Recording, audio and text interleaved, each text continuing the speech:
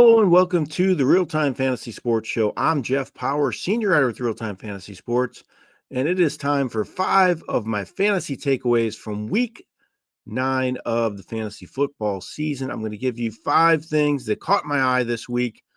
First of all, though, before I get to that, there were some high-scoring games this week in fantasy circles. There was a ton of big-time performances. Brock Bowers, top 40 points.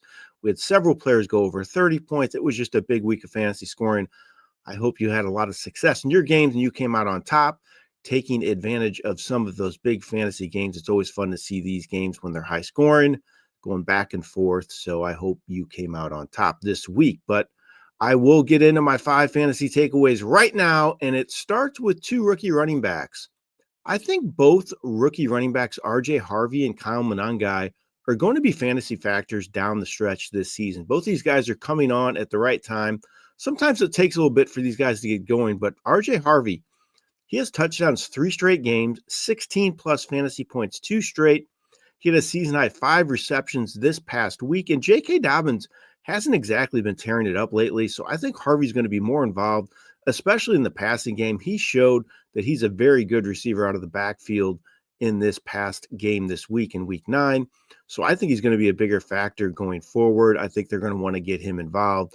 We had all these comparisons for him with Alvin Kamara before the start of the season. We haven't really seen it just yet, but I think Harvey gets it going and starts to show that he is kind of that Alvin Kamara type player. As for Kyle Monangai, he was absolutely fantastic in his first start of his NFL career, 198 total yards.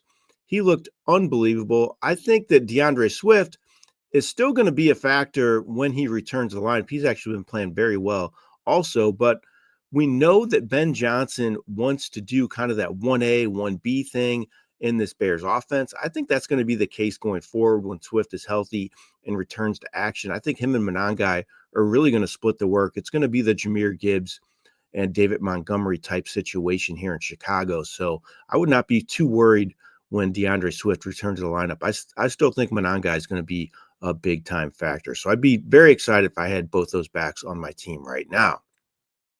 My next takeaway is Rico Dowdle owners should rejoice.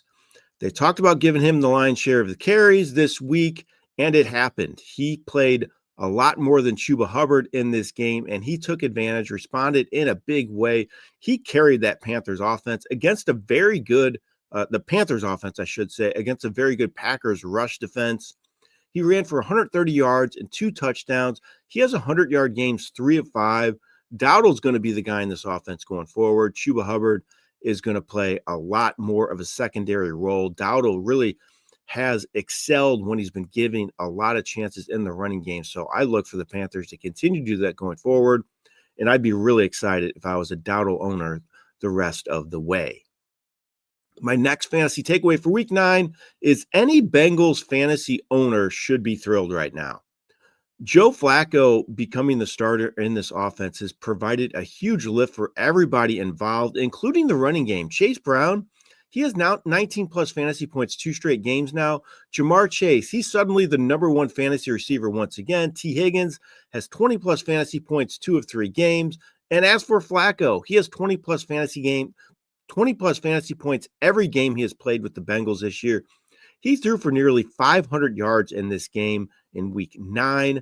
Bengals still can't stop anybody defensively, so they're going to have to air it out, try to score a ton of points to win games. So I think Flacco is going to continue to carry this offense, and all these guys involved are going to be big-time fantasy players the rest of the way. I'd be really excited if I have any Bengal right now. We all thought when Joe Burrow got hurt, the season was over with for these players, but not the case with Flacco now at the helm.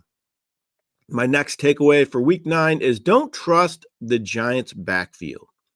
We all thought Tyrone Tracy was going to be the clear starter with Cam Skattebo out, but Devin Singletary actually led the running backs in snaps this past week, played 56% of the snaps compared to 44% for Tyrone Tracy. But either way, neither of these guys was very good. Singletary did lead the Giants in rushing with 43 rushing yards, but he had just 7.1 fantasy points.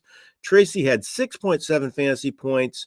He ran for just 18 yards, but he did have 3 catches. So I think Tracy might be a little more involved in the passing game, but I really think it's going to be a split backfield, and neither of these guys are great in this offense at the moment. So I don't know if I trust any of them. I would just kind of steer clear of this situation if I had to. My last takeaway for this week is Jordan Love might not be the franchise quarterback the Packers had hoped. He looked absolutely awful in this game. He made some terrible throws. He's actually been all over the map this year. He's been better at times, but awful at others. He scored just 12.75 fantasy points in this game. He has 5 games this year with fewer than 19 plus fantasy points. I just don't know if he's the guy for them. I don't know if he's going to be this franchise quarterback like the Packers have had in recent years with Aaron Rodgers and Brett Favre. I think it could be make or break for him the rest of the way this season. They have a really good team, but if Love keeps playing the way he has at times this year, they're not going to go anywhere. So I would be worried if I'm a Packers fan or if I have Jordan Love on my fantasy team. I'm just not sure he's the guy in that offense. All right, those are 5 of my fantasy takeaways for week 9 of the fantasy football season. Hope you had a lot of success this week and came out on top. This has been Jeff Paur for RealTime Fantasy Sports.